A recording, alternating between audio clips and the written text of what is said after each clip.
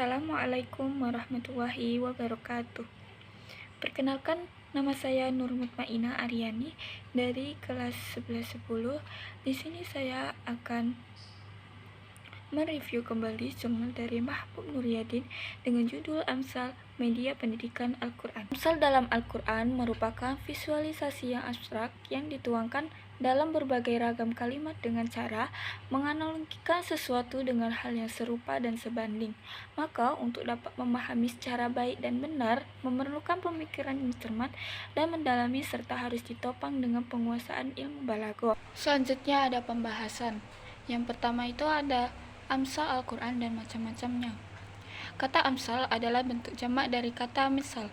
Bentuk kata tersebut diungkapkan dalam Al-Quran sebanyak 19 kali dalam berbagai ayat dan surat. Sedangkan bentuk-bentuk lain yang diungkapkan sebanyak 146 kali dalam berbagai ayat dan surat.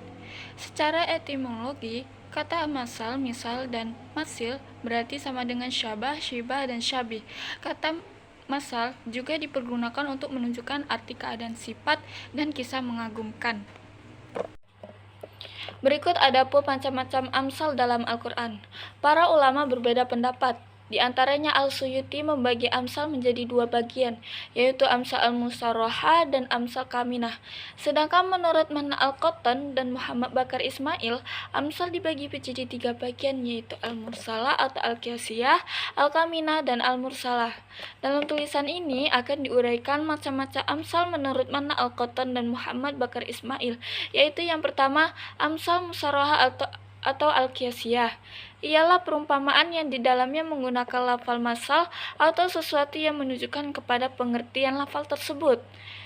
Tasbih yang digunakan ialah huruf kaf.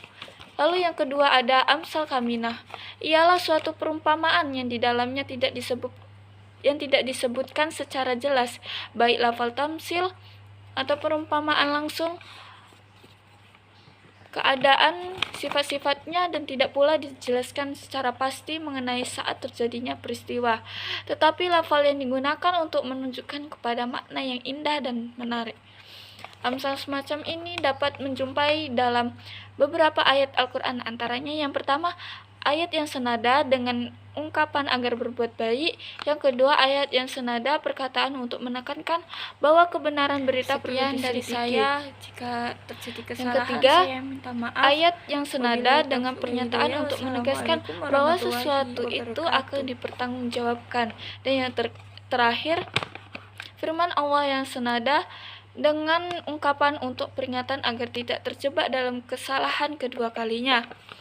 Lalu yang terakhir, yang ketiga, amsal al-mursalah ialah kalimat-kalimat bebas, tidak menggunakan lafaz tasbih secara jelas, tetapi kalimat itu berlaku atau berfungsi sebagai masal, yang dimananya di dalamnya terdapat peringatan dan pembelajaran bagi manusia. Selanjutnya ada peranan amsal Al-Quran dalam pendidikan. Yang pertama, untuk mengkonkretkan bentuk empiri agar mudah diterima indera. Yang kedua, untuk menghadirkan sesuatu yang gaib agar seolah-olah hadir. Yang ketiga, untuk mendorong orang untuk memberi mauidhah untuk bertindak sebagai uswatun hasanah. Dan yang keempat, untuk memuji orang, tetapi orang dipuji itu tidak merasakan berbangga diri.